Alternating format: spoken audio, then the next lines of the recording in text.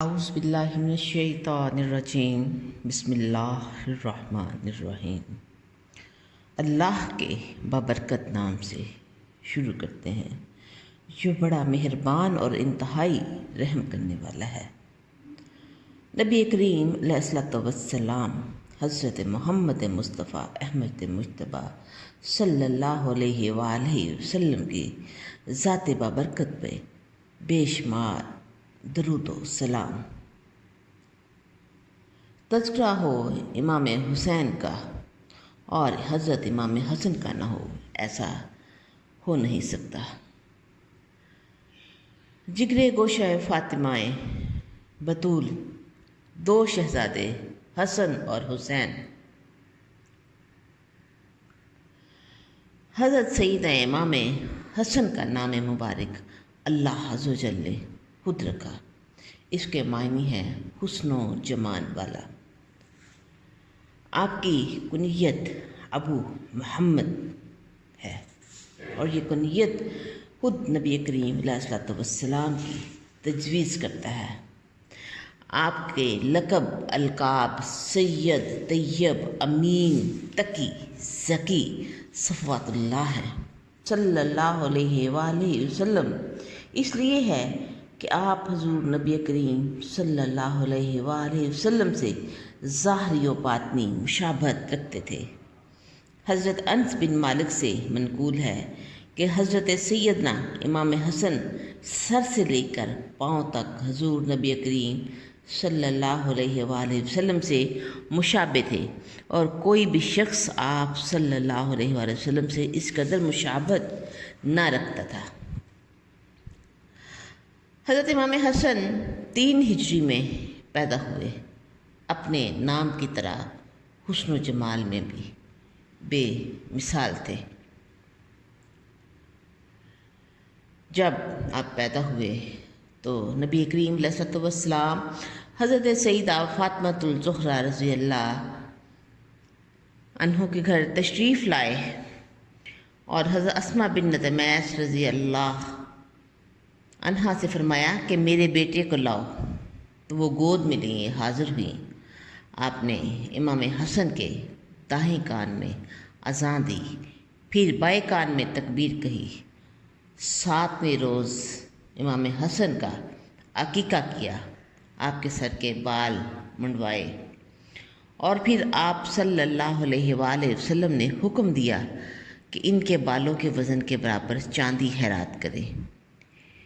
نیز اسی روز نبی کریم صلی اللہ علیہ وآلہ وسلم نے حضرت سیدنا امام حسن کا ختنہ کروایا اور نام مبارک تجویز کیا۔ اسی نسبت سے یہ نبی کریم علیہ الصلوۃ والسلام کی سنت کہلائی جاتی ہے۔ امام حسن علیہ السلام اپنی زندگی کے 6 سال اور 4 ماہ نبی کریم صلی اللہ علیہ وسلم کی سایہ عاطفت میں بسر کرتے ہیں،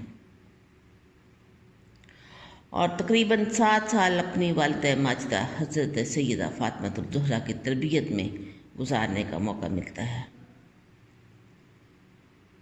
اور 73 برس اپنے والد بزرگوار ابو تراب حضرت سیدنا علی المرتضیٰ کی ہمراہی میں بسر کیے۔ اور یہ تمام حضرات علم و ظاہر و باطن کا منبع تھے۔ آپ نے انہی سے اکتساب فیض کیا۔ یہی وجہ ہے کہ اسیار جیسی دولت سے مالا مال تھے۔ حضور نبی کریم صلی اللہ علیہ وآلہ وسلم کا فرمان ہے کہ اب میں نے اپنے بیٹے حسن کو حلم عطا فرمایا۔ احیاء العلوم میں حضرت امام حسن کے بارے میں منقول ہے کہ جب حضرت امام حسن نماز کی ادائیگی کے لیے وضو کرنے لگتے تو آپ کا جسم کانپنا شروع ہو جاتا اور چہرے کا رنگ زرد پڑ جاتا تھا۔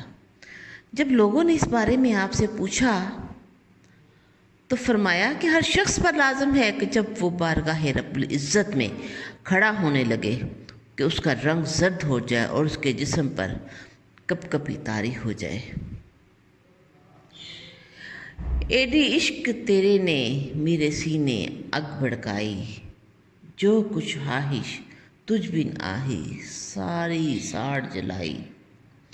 جب حضرت سیدنا امام حسن علیہ السلام طواف کعبہ کے لیے گئے تو آپ کا جسم کانپنا شروع لگ گیا۔